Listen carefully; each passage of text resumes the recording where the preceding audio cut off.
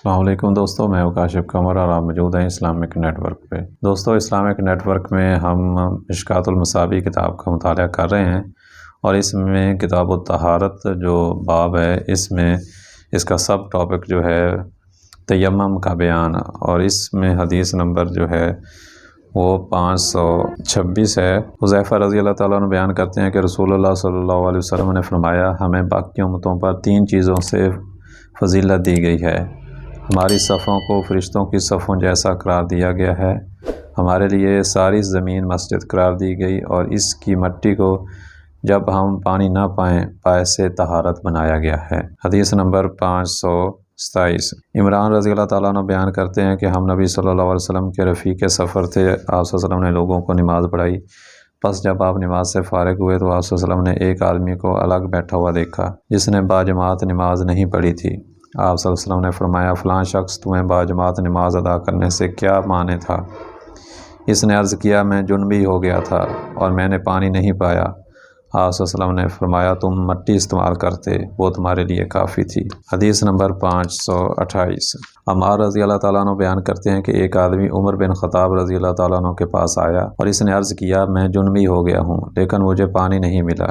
یہ سن کر عمار نے عمر رضی اللہ تعالیٰ عنہ سے کہا کہ آپ کو یاد نہیں کہ ہم ایک مرتبہ سفر میں تھے، آپ صلی اللہ علیہ وسلم نے نماز نہ پڑھی جبکہ میں مٹی میں لوٹ پوٹ ہوا اور نماز پڑھ دی۔ پھر میں نے نبی صلی اللہ علیہ وسلم سے اس کا تذکرہ کیا تو آپ صلی اللہ علیہ وسلم نے فرمایا، تمہارے لیے اسی طرح کرنا کافی تھا۔ چنانچہ نبی صلی اللہ علیہ وسلم نے اپنے ہاتھ زمین پر مارے اور ان میں پھونک ماری، پھر ان سے اپنا چہرے اور ہاتھوں پر مسح کیا۔ بخاری اور مسلم بھی اسی طرح، اور اس میں ہے کہ آپ صلی اللہ علیہ وسلم نے فرمایا، تمہارے لیے کافی تھا کہ تم اپنے ہاتھ زمین پر مارتے، پھر اس میں پھونک مارتے اور پھر ان کے ساتھ اپنے چہرے اور ہاتھوں پر مسح کرتے۔ حدیث نمبر 529۔ ابو جہیم بن حارث بیان کرتے ہیں کہ میں نبی صلی اللہ علیہ وسلم کے پاس سے گزرا جبکہ آپ پیشاب کر رہے تھے، میں نے آپ کو سلام کیا تو آپ صلی اللہ علیہ وسلم نے مجھے جواب نہ دیا، حتیٰ کہ آپ ایک دیوار کی طرف گئے اور اپنی لاٹھی سے اسے خریدا، پھر اپنے ہاتھ دیوار پر رکھے اور اپنے چہرے اور بازوؤں کا مسح کیا، پھر مجھے اسلام کا جواب دیا۔ یہ روایت مجھے صحیحین میں ملی، نہ کتاب الحمیدی میں، لیکن انہوں نے شرح سنہ میں اسے ذکر کیا ہے۔ حدیث نمبر 530۔ ابو ذر رضی اللہ تعالیٰ عنہ بیان کرتے ہیں کہ رسول اللہ صلی اللہ علیہ وسلم نے فرمایا، پاک مٹی مسلمانوں کے لیے وضو کے پانی کی طرح ہے، خواہ وہ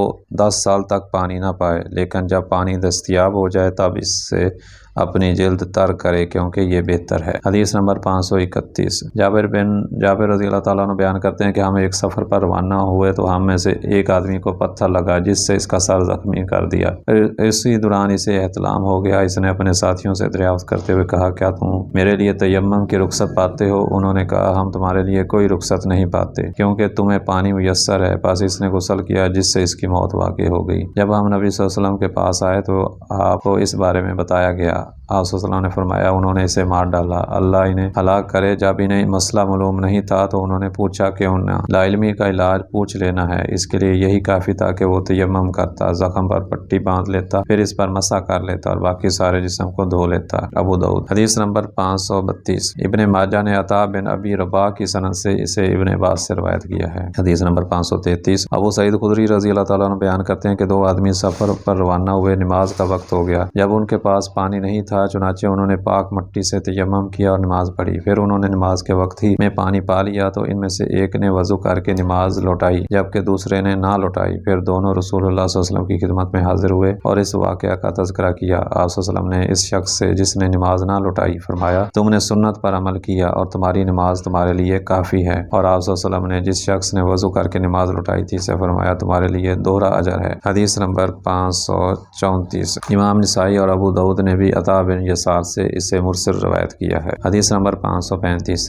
ابو الجہیم بن حارث بیان کرتے ہیں کہ نبی صلی اللہ علیہ وسلم بئر جمل کنویں کا نام کی طرف سے آئے تو ایک آدمی آپ صلی اللہ علیہ وسلم سے ملا۔ اس نے آپ کو سلام کیا تو نبی صلی اللہ علیہ وسلم نے اسے جواب نہ دیا، حتیٰ کہ آپ دیوار کے پاس تشریف لائے، اپنے چہرے اور ہاتھوں کا مسح کیا، پھر اسے سلام کا جواب دیا۔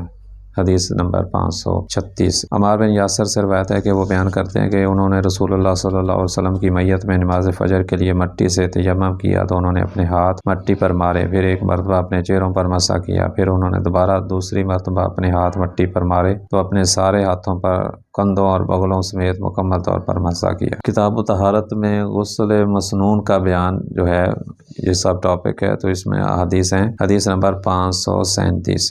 ابن عمر بیان کرتے ہیں کہ رسول اللہ صلی اللہ علیہ وسلم نے فرمایا جب تم میں سے کوئی نماز جمعہ کے لیے آئے تو وہ غسل کرے۔ حدیث نمبر 538۔ ابو سعید خدری بیان کرتے ہیں کہ رسول اللہ صلی اللہ علیہ وسلم نے فرمایا جمعہ کے دن غسل کرنا ہر بالغ شخص پر واجب ہے۔ حدیث نمبر 539۔ ابو ہریرہ رضی اللہ تعالیٰ عنہ بیان کرتے ہیں کہ رسول اللہ صلی اللہ علیہ وسلم نے فرمایا ہفتہ میں ایک روز غسل کرنا ہر مسلمان پر لازم ہے جس میں وہ اپنا سر اور جسم اچھی طرح دھوئے۔ حدیث نمبر 540۔ سمرہ بن جندب بیان کرتے ہیں کہ رسول اللہ صلی اللہ علیہ وسلم نے فرمایا جس شخص نے جمعہ کے روز وضو کیا تو اس نے اچھا کیا اور جس نے غسل کیا تو غسل کرنا افضل ہے۔ حدیث نمبر 541۔ ابو ہریرہ رضی اللہ تعالیٰ بیان کرتے ہیں کہ رسول اللہ صلی اللہ علیہ وسلم نے فرمایا جو شخص میت کو غسل دے تو وہ خود بھی غسل کرے، اور امام ترمذی اور ابو داؤد نے یہ اضافہ نقل کیا کہ جو شخص اسے کندھا دے تو وہ وضو کرے۔ حدیث نمبر 542۔ عائشہ رضی اللہ تعالیٰ عنہ سے روایت ہے کہ نبی صلی اللہ علیہ وسلم 4 چیزوں جنابت، جمعہ کے دن سینگی لگوانے اور میت کو غسل دینے سے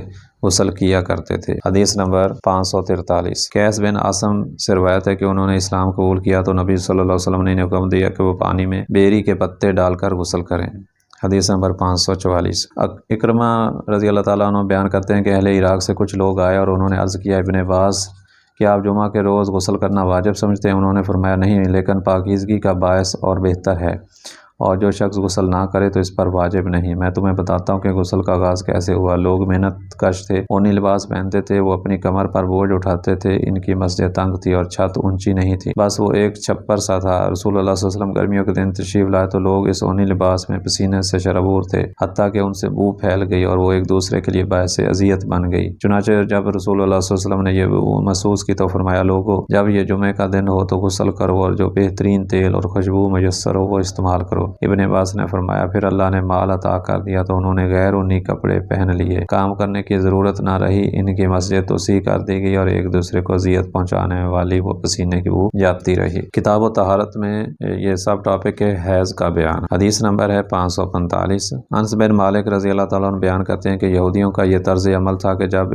ان میں کسی عورت کو حیض آ جاتا تو وہ اس کے ساتھ کھاتے نہ انہیں گھر میں ساتھ رکھتے۔ بس نبی صلی اللہ علیہ وسلم کے صحابہ نے آپ سے مسئلہ دریافت کیا تو اللہ تعالیٰ نے یہ آیت نازل فرمائی، وہ آپ سے حیض کے بارے میں مسئلہ دریافت کرتے ہیں تو رسول اللہ صلی اللہ علیہ وسلم نے فرمایا جماع کے علاوہ سب کچھ کرو۔ چنانچہ یہودیوں کو اس کا علم ہو تو انہوں نے کہا کہ یہ آدمی نبی صلی اللہ علیہ وسلم کیا چاہتا ہے، یہ تمام معاملات میں ہماری مخالفت ہی کرتا ہے۔ چنانچہ اسید بن حزیر اور عباد بن بشر حاضر خدمت ہوئے تو انہوں نے عرض کیا اللہ کے رسول یہودی یہ کہتے ہیں کیا ہم ان سے حالت حیض میں جمع نہ کریں؟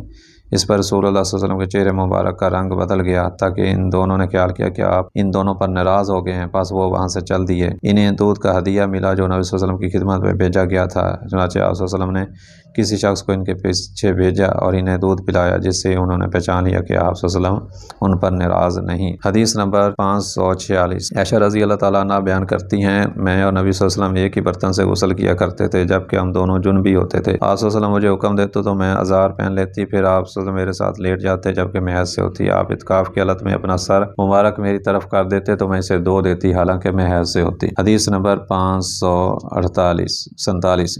عائشہ رضی اللہ تعالیٰ عنہ بیان کرتی ہیں کہ میں حالت حیض میں کوئی چیز پیتی پھر میں اسے نبی صلی اللہ علیہ وسلم کو دے دیتی تو آپ اسی جگہ اپنا منہ لگاتے جہاں سے میں نے منہ لگایا، اور میں ہڈی والی بوٹی کھاتی جبکہ میں حیض سے ہوتی، پھر میں اسے نبی صلی اللہ علیہ وسلم کو دے دیتی تو آپ اسی جگہ منہ لگاتے جہاں میرا منہ لگا تھا۔ حدیث نمبر 548۔ عائشہ رضی اللہ تعالیٰ عنہ بیان کرتی ہیں کہ نبی صلی اللہ علیہ وسلم میری گود میں ٹیک لگاتے اور قرآن حکیم کی تلاوت فرماتے حالانکہ میں اس وقت مخصوص ایام میں ہوتی تھی۔ حدیث نمبر 549۔ عائشہ رضی اللہ تعالیٰ عنہ بیان کرتی ہیں میں نبی صلی اللہ علیہ وسلم نے مجھے فرمایا مجھے مسجد سے چٹائی پکڑا دو، میں نے عرض کیا میں حیض سے ہوں، آپ صلی اللہ علیہ وسلم نے فرمایا بے شک تیرا حیض تیرے ہاتھ میں نہیں۔ حدیث نمبر 550۔ میمونہ رضی اللہ تعالیٰ عنہ بیان کرتی ہیں رسول اللہ صلی اللہ علیہ وسلم ایک اونی چادر میں نماز پڑھا کرتے تھے، اس کا کچھ حصہ مجھ پر ہوتا اور کچھ آپ پر ہوتا جبکہ میں حیض سے تھی۔ حدیث نمبر 551۔ ابو ہریرہ رضی اللہ تعالیٰ عنہ بیان کرتے ہیں رسول اللہ صلی اللہ علیہ وسلم نے فرمایا جس شخص نے حیضہ سے جماع کیا یا عورت سے لواطت کی یا وہ کسی کاہن کے پاس گیا تو اس نے محمد صلی اللہ علیہ وسلم پر نازل کی گئی شریعت کا انکار کر دیا۔ ترمذی، ابن ماجہ درا اور ابن ماجہ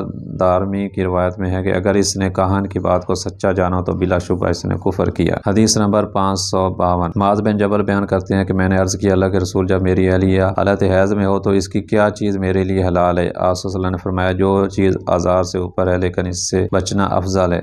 رزین نے اسے روایت کیا ہے اور میع الحسن نے فرمایا اس کی اسناد قوی نہیں۔ حدیث نمبر 553۔ ابن عباس رضی اللہ تعالیٰ عنہ بیان کرتے ہیں کہ رسول اللہ صلی اللہ علیہ وسلم نے فرمایا جب آدمی اپنی اہلیہ سے ایام حیض میں مجامت کرے تو وہ نصف دینار صدقہ کرے۔ حدیث نمبر 554۔ ابن عباس رضی اللہ تعالیٰ عنہ نبی صلی اللہ علیہ وسلم سے روایت کرتے ہیں آپ صلی اللہ علیہ وسلم نے فرمایا جب حیض کا خون سرخ ہو تو جمع کرنے کی صورت میں 1 دینار اور جب خون زرد ہو تو نصف دینار ہے۔ حدیث نمبر 555۔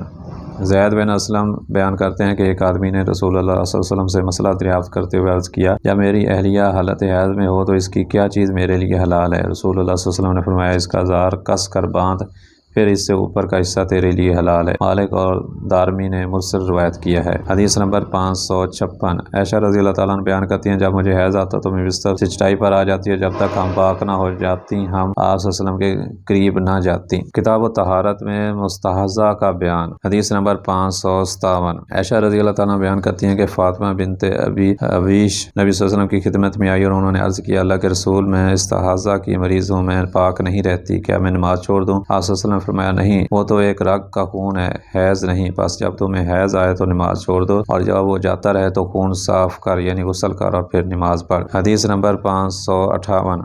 عروہ بن زبیر فاطمہ بنت ابی حبیش سے روایت کرتے ہیں کہ انہوں نے استحاضہ کا مرض تھا نبی صلی اللہ علیہ وسلم نے انہیں فرمایا جب حیض کا خون ہوگا تو وہ سیاہ رنگ کا ہوگا اور وہ آسانی سے پہچانا جاتا ہے جب وہ ہو تو نماز نہ پڑھ اور جب دوسرا خون ہو تو پھر وضو کر اور نماز پڑھ وہ تو محض رگ کا خون ہے۔ حدیث نمبر 559۔ ام سلمہ رضی اللہ تعالیٰ عنہ بیان کرتی ہیں رسول اللہ صلی اللہ علیہ وسلم کے دور میں ایک عورت کو استحاضہ کا خون آتا تھا۔ ام سلمہ نے اس کے بارے میں نبی صلی اللہ علیہ وسلم سے مسئلہ دریافت کیا تو آپ صلی اللہ علیہ وسلم نے فرمایا اسے چاہیے کہ اس مرض میں مبتلا ہونے سے پہلے اسے مہینے میں جتنے دن حیض کا خون آتا تھا انہیں شمار کر کے اتنے دن مہینے میں نماز چھوڑ دے اور جب وہ دن گزر جائیں تو وہ غسل کرے اور کپڑے کا لنگوٹ باندھ لے اور پھر نماز پڑھے۔ مالک ابو داؤد دارمی جبکہ نسائی نے بھی اسی معنی میں روایت کیا ہے۔ حدیث نمبر 560۔ عدی بن ثابت اپنے باپ سے اور وہ اس عدی کے دادا سے روایت کرتے ہیں کہ یحییٰ بن معین نے کہا عدی کے دادا کا نام دینار ہے انہوں نے نبی صلی اللہ علیہ وسلم سے روایت کیا کہ آپ صلی اللہ علیہ وسلم نے استحاضہ میں مبتلا عورت کے بارے میں فرمایا وہ اپنے ایام حیض کا لحاظ رکھتے ہوئے اتنے دن نماز نہ پڑھے پھر وہ غسل کرے اور ہر نماز کے لیے وضو کرے اور وہ روزہ رکھے اور نماز پڑھے۔ حدیث نمبر 561۔ حمنہ بنت حجش بیان کرتی ہیں کہ مجھے نہایت شدید قسم کا مرض استحاضہ تھا میں نبی صلی اللہ علیہ وسلم کی خدمت میں آئی تاکہ آپ کو اس کے متعلق بتاؤں اور مسئلہ دریافت کروں چنانچہ میں نے انہیں اپنی بہن زینب بنت حجش کے گھر پایا تو میں نے عرض کیا اللہ کے رسول مجھے شدید قسم کا استحاضہ لاحق ہے آپ اس بارے میں مجھے کیا حکم فرماتے ہیں؟ اس نے مجھے نماز روزے سے روک رکھا ہے۔ آپ صلی اللہ علیہ وسلم نے فرمایا میں تمہیں روئی استعمال کرنے کا مشورہ دیتا ہوں کیونکہ وہ خون روک دے گی انہوں نے عرض کیا وہ اس سے کہیں زیادہ ہے آپ صلی اللہ علیہ وسلم نے فرمایا تو پھر لنگوٹ کس لے انہوں نے عرض کیا وہ اس سے بھی کہیں زیادہ ہے آپ صلی اللہ علیہ وسلم نے فرمایا پھر لنگوٹ کے نیچے کوئی کپڑا رکھ لے انہوں نے عرض کیا معاملہ اس سے بھی زیادہ شدید ہے میں تو پانی کی طرح خون بہاتی ہوں نبی صلی اللہ علیہ وسلم نے فرمایا تمہیں 2 امور کا حکم دیتا ہوں تم ان میں سے جو بھی کر لیا وہ دوسرے سے کفایت کر جائے گا اگر تم دونوں کی طاقت رکھو تو پھر تم اپنی حالت کے متعلق بہتر جانتی ہو۔ آپ صلی اللہ علیہ وسلم نے اسے فرمایا یہ تو ایک شیطانی بیماری ہے تم معمول کے مطابق 6 یا 7 دن تک اپنے آپ کو حیضہ تصور کر لیا کرو پھر غسل کرو حتیٰ کہ جب تم سمجھو کہ تم پاک صاف ہو گئی ہو تو 30 یا 24 دن نماز پڑھو اور روزہ رکھو یہ تمہارے لیے کافی ہوگا اور تم ہر ماہ اسی طرح کیا کرو جس طرح حیض والی عورتیں اپنے مخصوص ایام میں اور اس سے پاک ہونے کے بعد کرتی ہیں۔ اگر تم یہ طاقت رکھو کہ نماز ظہر کو مؤخر کر لو اور نماز عصر کی جلدی کر لو پھر غسل کر کے ظہر و عصر کو اکٹھا پڑھ لو اس طرح مغرب کو مؤخر کر لو اور عشاء کو پہلے کر لو پھر غسل کر کے دونوں نمازیں اکٹھی پڑھ لو بس ایسا کیا کرو اور نماز فجر کے لیے غسل کرو اور روزہ رکھو اگر تم ایسا کر سکو تو کرو۔ رسول اللہ صلی اللہ علیہ وسلم نے فرمایا اور دونوں امور میں سے مجھے یہ غسل کر کے نمازیں جمع کرنا زیادہ پسندیدہ ہے۔ حدیث نمبر 562۔ اسماء بنت امیس بیان کرتی ہیں کہ میں نے عرض کیا اللہ کے رسول فاطمہ بنت ابی حبیش اتنی مدت سے استحاضہ میں مبتلا ہے اور اس نے اس دوران نماز نہیں پڑھی رسول اللہ صلی اللہ علیہ وسلم نے فرمایا سبحان اللہ یہ استحاضہ شیطان کی طرف سے ہے اور وہ ایک برتن میں بیٹھے اگر وہ پانی کے اوپر زردی دیکھے تو وہ ظہر عصر کے لیے غسل کرے مغرب و عشاء کے لیے ایک غسل کرے اور فجر کے لیے غسل کرے اور ان کے مابین ظہر عصر کے غسل کے مابین وضو کر لے۔ حدیث نمبر 563۔ اور اس نے کہا کہ مجاہد نے ابن عباس سے روایت کیا جب اس کے لیے غسل کرنا مشکل ہو گیا تو آپ صلی اللہ علیہ وسلم نے اسے 2 نمازیں اکٹھی پڑھنے کا حکم فرمایا۔ تو دوستو یہ تھا کتاب الطہارت چیپٹر جو تھا پورا باب تھا یہ پڑھا گیا ہے اس کے سب ٹاپک جو تھے وہ بھی یہاں بیان کر دیے گئے ہیں اور اس میں مختلف موضوعات پہ جو ہے طہارت کے حوالے سے جو ہے بیانات تھے، اور حدیث جو روایت کی گئی ہیں، حدیثوں کے جو روایت ہے اور ان کی صحت کے متعلق حکم بھی ہر حدیث کے ساتھ موجود ہوتا ہے۔ اگر کسی حدیث کے آپ کو حکم کے بارے میں انفارمیشن چاہیے تو آپ اس کو کمنٹ باکس میں پوچھ سکتے ہیں۔ امید ہے یہ ویڈیو آپ کو پسند آئی ہوگی۔ اگر ویڈیو پسند آئی ہے تو اس کو لائک کر لیں اور اپنے دوستوں کے ساتھ اس ویڈیو کو شیئر بھی کریں، اور اگر آپ کو ہمارا یہ چینل پسند ہے تو اس کو سبسکرائب کر لیں۔ آئندہ ویڈیو تک کے لیے اللہ حافظ۔